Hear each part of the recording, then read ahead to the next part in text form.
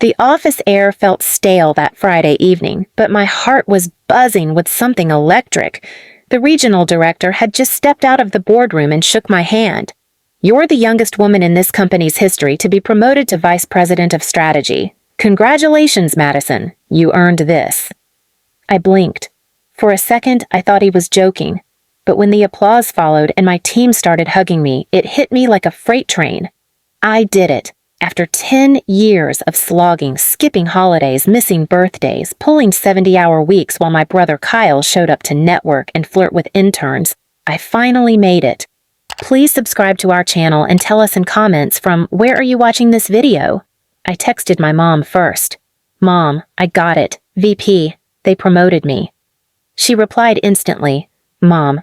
Oh, wow. Shouldn't Kyle get a chance first? He's been feeling down." "No, congratulations. No, I'm proud of you. Just a reminder that in my family, I was born to be a placeholder for my brother's failures. Still, I tried. I always tried." I even invited my parents to the dinner the company threw in my honor. They didn't come.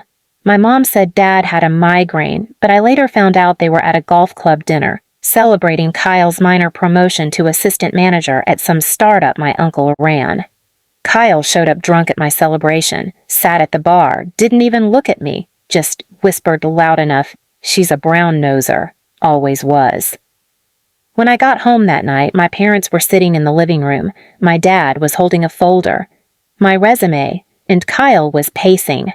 "What's going on?" I asked.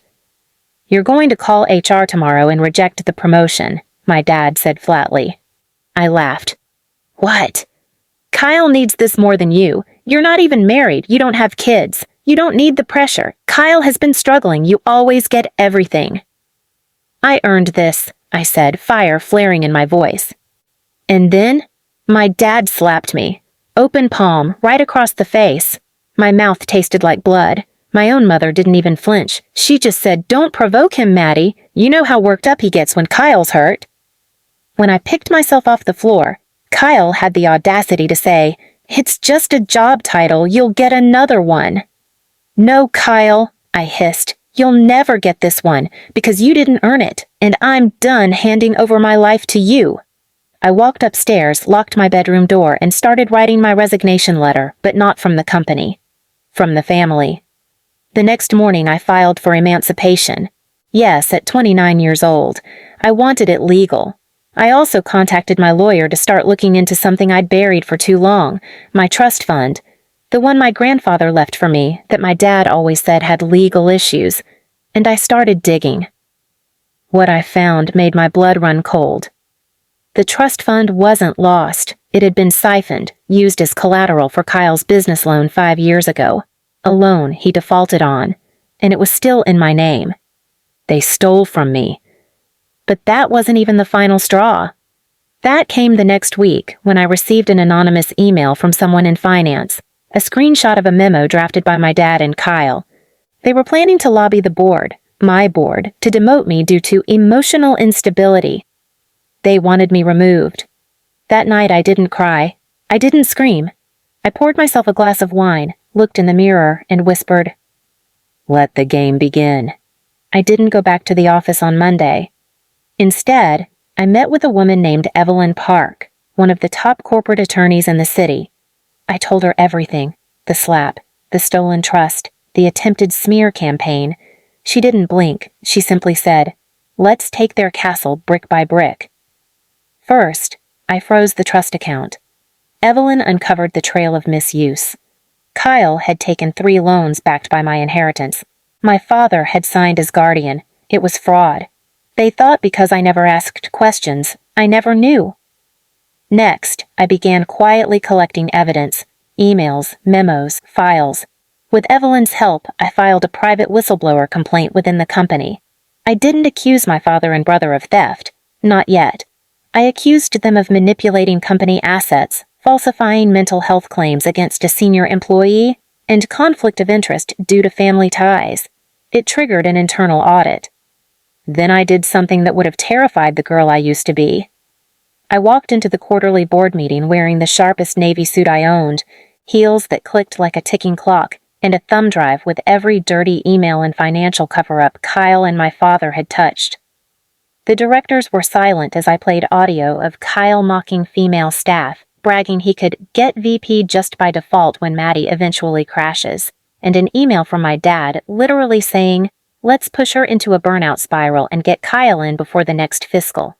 When the lights came on, I simply said, "I'm not resigning, but they are." The board voted unanimously. Both Kyle and my father were barred from entering the premises until further notice. An ethics committee would determine next steps. My hands shook, but not from fear. This time, it was rage finally released. But I wasn't done.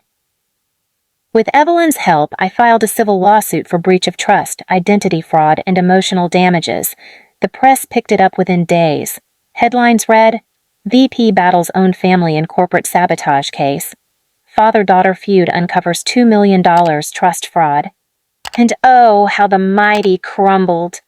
My dad's name was wiped off the donor wall of our alma mater. Kyle's startup investors pulled out. Their bank accounts froze. My mother called, sobbing, asking how I could ruin the family name. I told her, "The family name ruined itself. I'm just washing it off mine." Weeks passed. Then one day Kyle showed up at my apartment. He looked pale, thinner, defeated. "Maddie," he said, "I know I messed up, but can we talk? I need a job, anything, please." I didn't even open the screen door. "You slapped my hand off the edge when I was building my own ladder. Now you want to climb mine? No, you fall." The door clicked shut. A month later, at the next shareholder meeting, I unveiled something unexpected. I had purchased 22% of company shares using the recovered trust, my trust, and a quiet deal I made with 2 early investors. That gave me leverage, influence, and a new title: President of Strategic Development and Equity Inclusion. I stood before the entire room and said, "This company once let nepotism nearly destroy its brightest talent. No more. We're rebuilding. From the top." Outside that room, I finally felt the weight lift, but it wasn't over yet. Because the people who once screamed that I was just dramatic and too emotional and not leadership material were about to see exactly what happens when the girl they tried to break learns how to build her own empire and invites none of them inside. The months that followed felt like reclaiming every version of myself they'd tried to bury. I didn't just take the title. I rebuilt what it meant. I launched a mentorship initiative for young women in corporate roles, funded entirely through a portion of my company dividends, ironically using the exact inheritance my father once tried to funnel into Kyle's failed tech venture. The board trusted me now, not out of pity but performance. I increased company profit margins by 11% in the first 2 quarters. HR turnover dropped, client retention stabilized. In meetings, people didn't call me Kyle's sister or Frank's daughter. They called me by my name, Madeline Carter, President. And while I rebuilt the business, my family unraveled. Kyle's fiancée left after seeing the lawsuit documents. My dad's old business partners dropped him like poison. Their assets were frozen pending resolution of the fraud case.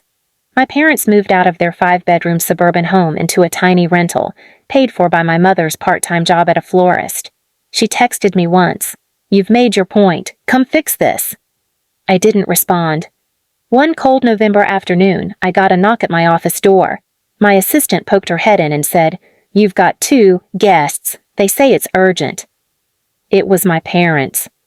My dad's eyes were bloodshot, his hands trembling, not from age but ego withdrawal. He looked at the floor, then mumbled, "We need work, Maddie. Your mom, her job doesn't cover the rent. And Kyle's staying with us again. He's not well. You were always the smart one. Maybe you can talk to the board and—" I stood in silence for several seconds. Then I stepped around my desk and said clearly, not coldly, "You beat me to protect Kyle's ego. You told the company I was unstable. You tried to steal my future, and now you want to work under it?" Dad winced. My mother started to sob. "We raised you," she said bitterly. "You owe us." "I owe you nothing." Then I reached into the file drawer, pulled out 2 manila folders, and handed them over. "What's this?" my father snapped. I smiled. "Job applications, entry level, no benefits, hourly. You can apply online. Or in person. Your call." Their jaws dropped. My mother muttered, "You're cruel." "No, I'm fair and kind, because I could have blacklisted you from every corporate circle in the region. I didn't, but I'll never work with you. Not again." They stood there, stunned, defeated, humiliated. "You said I wasn't leadership material," I added. "Turns out I was the only one who ever was." And with that, I pressed the intercom. "Jenna, can you walk our guests out?" They left without another word. That night, I sat in my quiet apartment, alone but at peace. I wasn't just the VP who survived betrayal. I was the woman who turned pain into power, who built a legacy out of wreckage. And as I watched the city skyline glow through the glass, I knew one thing for certain. They tried to erase me to make room for him. But now, every building they drive past carries my name. Every job they apply for leads to my door. And every day they wake up is a reminder. They bet against me. And lost everything. Please subscribe to our channel and tell us in comments from where are you watching this video.